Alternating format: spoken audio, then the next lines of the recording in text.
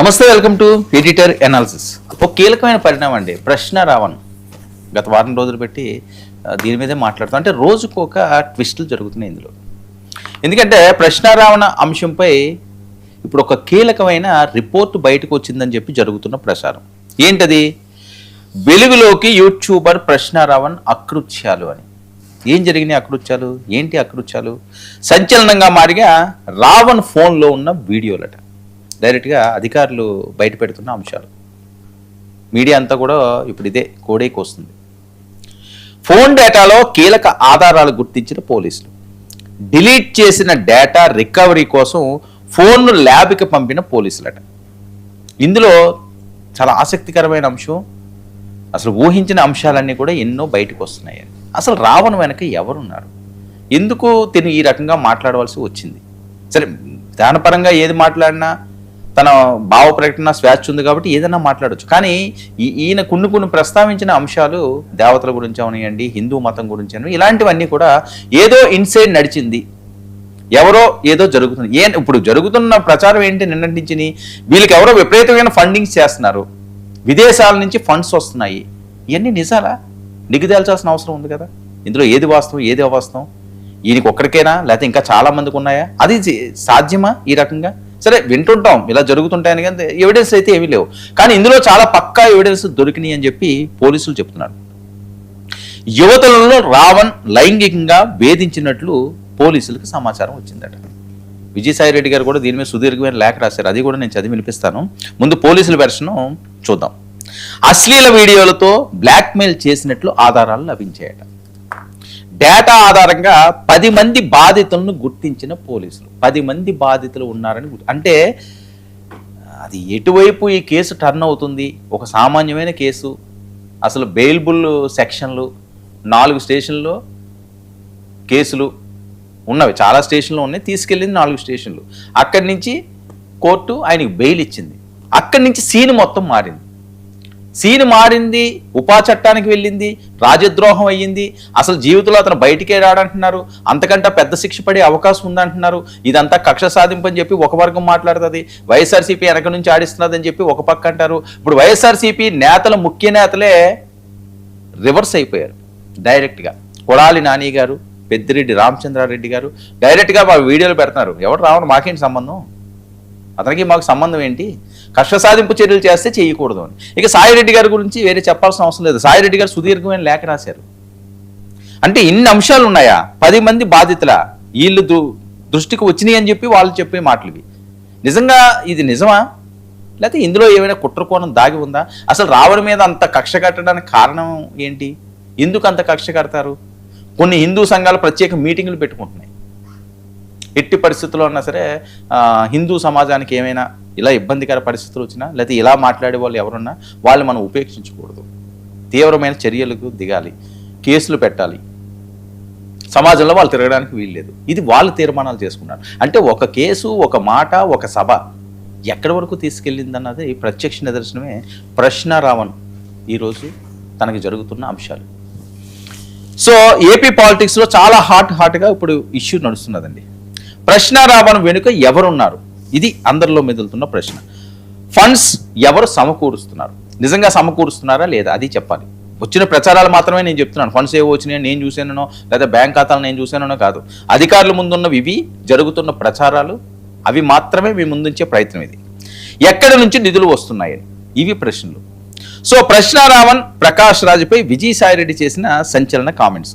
తప్పుగా మాట్లాడిన వారికి చట్టం, సమాజం బుద్ధి చెప్పాలని ఆయన ట్వీట్. ఇదిగో ఆయన లేఖ చూడండి, ఒక సుదీర్ఘమైన లేఖ ఆయన రాశాడు.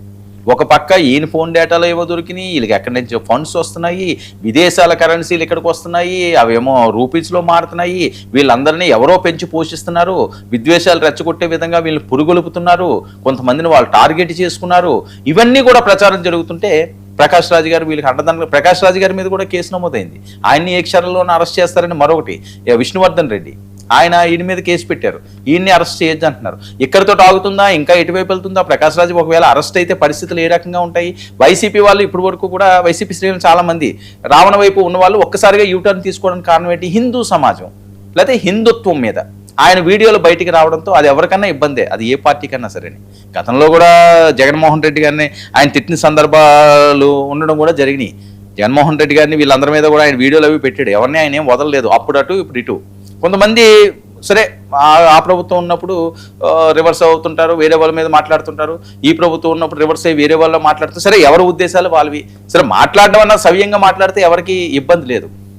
టార్గెట్ చేసి మాట్లాడితే అది వైసీపీ అవనియండి, జనసేన అవనియండి, టీడీపీ అవనియండి, ఇబ్బందికర పరిస్థితులు ఉంటాయి. ఇందులో జరుగుతున్న అంశాలన్నీ ఒక్కొక్కటిగా బయటికి తోడుతున్నారు. తీగ లాగారు, డొంక మొత్తం కదులుతుంది అని. ఈ డొంకలో ఇంకా ఏ శక్తులు ఉన్నాయి? ఇప్పుడు ఈ లెటర్లో ఏమంటాడు, రావణ్లో ప్రకాష్ రాజులు ఎక్కడి నుంచి పుట్టుకొస్తున్నారు, వీరికి మద్దతు ఇస్తున్నది ఎవరు, వీరు ఏ సంస్కృతికి వారసులు, వీరి తల్లిదండ్రులు తాతలు ఎవరు, వీరి మూలాలు ఎక్కడున్నాయి, తెలుగు రాష్ట్రాలను ప్రతి ఒక్కరూ ఆలోచన చేయాలి అని.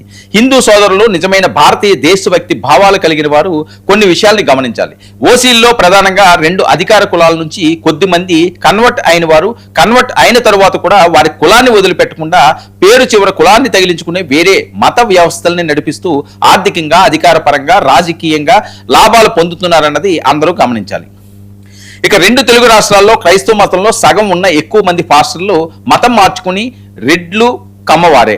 అత్యంత గొప్పదైన మన భారతీయ సంస్కృతి మీద, మన దేవతల మీద, మన హిందూ మతం మీద, మన దేశం మీద ఎలాంటి తప్పుడు వ్యాఖ్యలు ఏ కులానికి, ఏ మతానికి చెందిన వారు చేసినా ఇటు సమాజం బుద్ధి చెప్పాలి, అటు చట్టం అలాంటి వ్యాఖ్యలు చేసిన వారికి యావజ్జీవ లేక ఉరి శిక్ష విధించాలి.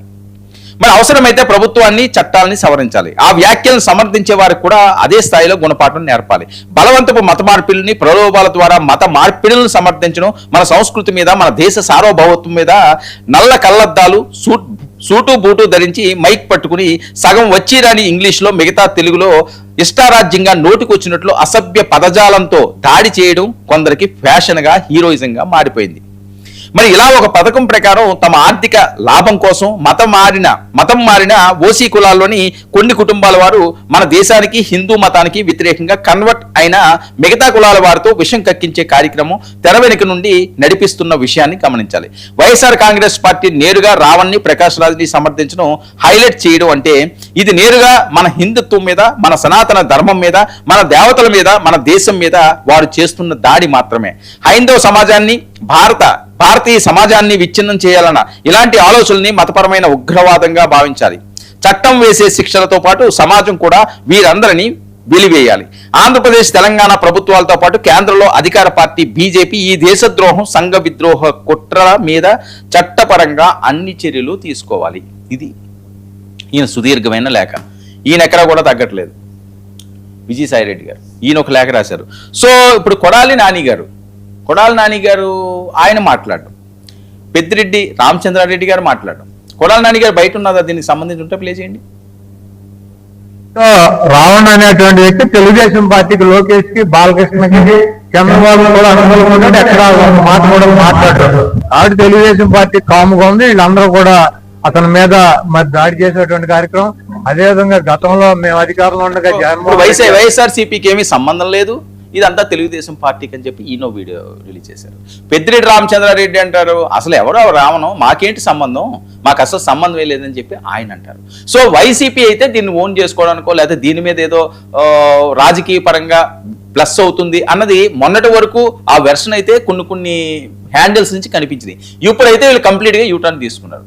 రావణ్ కానీ మనం కానీ ఏదన్నా సపోర్ట్గా వెళితే, కూటమి మీద మనం ఏమన్నా మాట్లాడినా లేకపోతే ఇంకో రకంగా అయినా ఇబ్బందులు తప్పవు అని చెప్పి వీళ్ళు చెప్తున్నారు. సో ఇదేమంటున్నారు, రావణ్ కూటమి మనిషి. సరే రావణ్ కూటమి మనిషి ఇలా ఉంటే మరి ఇంకా గొడవే లేదు, వాళ్ళు కూటమి మనిషే పోనీ వాళ్ళని అని మీరు అనుకుంటే, అది నిజమే అయ్యుండిలా ఉంటే ఇంకా రావణ ప్రస్థానం ఇంకెవరో తేవాల్సిన అవసరం లేదు ఇందులోని. ఎందుకంటే కూటమి కేసులు పెట్టిందని కదా, పవన్ కళ్యాణ్ అంటే కేసులు ఉన్నాయని కదా. కానీ పవన్ కళ్యాణ్ పెట్టిన కేసులకు బెయిల్ వచ్చింది, కానీ ఇది ఇప్పుడు మళ్ళీ వేరే టర్న్ తీసుకున్నది. ఇందులో ఆయన కుట్రలు లేకపోతే ఇంకొకటి రాజద్రోహాలు, మతపరమైన అంశాలు, ఇలాంటివన్నీ కూడా ఇప్పుడు వెలుగులోకి వస్తున్నాయి. ఆయన అకృత్యాలు అంటున్నారు, ఏదో వీడియోలు అంటున్నారు, ఆ డేటా రికవరీ చేశారట.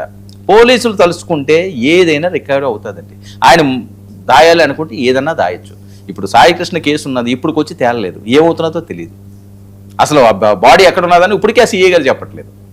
సో ఏదో అంటే ఏదో తలుచుకుంటే అది జరుగుతుందంటారు చూసారు, దానికి ఏం కొరత ఉంటుందని. ఇది కూడా అలాంటి పరిస్థితులు ఉన్నది. ఏదైనప్పటికీ కూడా రావణ్ కేసు మాత్రం ఆంధ్రప్రదేశ్ రాజకీయాల్లో రావణ కాష్టంలో కాలుతుంది.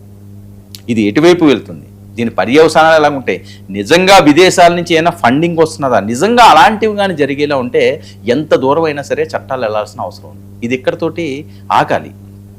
దీని నుంచి ఏదో ఒక వ్యాధిలాగా, అంటు వ్యాధిలాగా అది పక్క వాళ్ళకి పాకి, లేకపోతే డబ్బుల కోసం ఆశపడే వాళ్ళు కొంతమంది పాకి. ఇప్పుడు విజయవాడ పరిస్థితి ఏంటి, టెన్షన్లో ఉన్నది బెజవాడ. ఎన్ఐఏ వచ్చింది, ఉగ్రమూలాలు కనిపిస్తున్నాయి అక్కడ, టెర్రరిస్టులు విజయవాడ ప్రాంతంలో సంచరిస్తున్నారట. ఇలాంటి సమయంలో వీళ్ళు ఇది ఒక పక్క, అదొక పక్క. సో ఆంధ్రప్రదేశ్లో ఏం జరుగుతుంది, ఎటుపోతుంది? కక్ష సాధింపు చర్యలు అయితే ఇంత సీరియస్గా ఆయన ఫోన్ డేటాలు ఇవన్నీ కూడా తీసుకుంటారా? ఇవి అనుమానాలే. నిజంగా కక్ష సాధింపు అంటే ఎవరికి ఎఫెక్ట్ అవుతుంది? పోలీసులకు ఎఫెక్ట్ అవుతుంది, ఇప్పుడున్న అధికార పార్టీకి ఎఫెక్ట్ అవుతుంది. ఎవరికి? ప్రతిపక్షంలో ఉన్న వాళ్ళకి ఎఫెక్ట్ అవుతుంది, దీని మీద వాళ్ళకే ఇబ్బంది అవుతుంది. కష్టాలు వాళ్ళే ఎదుర్కోవాల్సి వస్తుంది. ప్రజలు చూస్తా ఊరుకోరు కదా, ప్రతిదీ కూడా గమనిస్తుంటారు. సరే, వాళ్ళు కొన్ని అంశాల్లో అందరూ స్పందించలేరు కాబట్టి మనసులో పెట్టుకుంటారు. సరైన సమయం వచ్చినప్పుడు వాళ్ళకి బుద్ధి చెప్తారు. అది ఏ పార్టీకైనా సరే, గతంలో అవనియండి, ఇప్పుడు అవనియండి, రేపు అవనియండి, ఎల్లుండి అవనియండి. అది ఎప్పటి నుంచో చరిత్ర చెప్తున్న సత్యాలు ఇవన్నీ కూడా. ఒక్కరోజుతోటి ఏది కూడా మాఫీ కాదు. నిజంగా కక్ష సాధింపు చర్యలు కావాలని చెప్పి కుట్ర కోణాలు, లేకపోతే అతను ఏదో ఇరికించాలి, ఎవరికి ఇరికించాలని ఉంటుంది? రామన్ ఎవరు అసలు? ఒక సామాన్యమైన ఒక యూట్యూబర్. సరే, ఆయన ఏదో తిట్టాడు, కేసులు పెట్టారు, సో అవన్నీ బెయిలబుల్లే, అక్కడి వరకు ఏం ప్రాబ్లం రాలేదు. సో ఈ తర్వాత పవన్ కళ్యాణ్ గారికి, జనసేనకు దీనికి సంబంధం లేదు అన్నది ఇప్పుడు చూస్తున్న కేసులు. మరి నిజంగా సంబంధం ఉండి వీళ్ళు పెట్టమంటే ఉద్యోగాలు రిస్క్ చేసి పోలీసు ఉన్నతాధికారులు ఇలాంటి సెక్షన్లో పెడతారా? సరే, పోనీ ఇంత పెట్టారు, దీనికి ఎవిడెన్స్లు ఉన్నాయని వీళ్ళు చెప్తున్నారు. ఎవిడెన్స్ లేకపోతే కోర్టు ఏంటి మళ్ళీ బెయిల్ ఇస్తుంది, ఏముంది? అతను మళ్ళీ బయటకు వచ్చేస్తాడు. లేదు నిజంగానే సీరియస్గా ఉన్నదంటే దీన్ని ప్రతి ఒక్కరు ఖండించాల్సిన అవసరం ఉంది కదా. ప్రకాష్ రాజ్ గారు మరి ఆయన ఉద్దేశం ఏంటో, ఆయనకి అది తప్పు అనిపించిందేమో, ఆయనకి ఉన్న పరిచయాలు, ఆయనకి మంచాడు అయ్యి ఉండొచ్చు, ఈయనకి ఆయన మంచోళ్ళు. కొంతమంది అంటే నచ్చరండి, కొంతమందికి వాళ్ళు ఎంత చెడ్డవాళ్ళన్నా నచ్చుతారు. ఈయన మంచివాడో చెడ్డవాడో అన్నది ప్రకాష్ రాజ్ మనస్సాక్షికి తెలియాలి. ఆయన మనసుకి అనిపించిన అంశం ఆయన చేశాడు. నాకు నచ్చింది నేను చేస్తాను, మీరు చెప్తుంది మీరు చేస్తారు, మీ మనసుకి ఏం నచ్చిందని. అందరికీ నచ్చాలని లేదు, అందరికీ నచ్చకూడదని లేదు. సో ఇలాంటి పరిస్థితుల్లో ఒక రావణ్ కేసు ఈరోజు ఆంధ్రప్రదేశ్ రాజకీయాల్లో మాత్రం హై వోల్టేజ్ కలిగిస్తుంది. దీని పర్యవసానాలు ఎలా ఉంటాయి, ఇందులో ఏది నిజం ఏది అబద్ధం, ఈ ఫోన్ డేటాలో ఏముంది, ఆ 10 మంది బాధితులు ఏంటి, అశ్లీల వీడియోలు నిజంగా ఉన్నాయా, మరి రావణ్ అసలు బయటికి వస్తాడా, ఇవన్నీ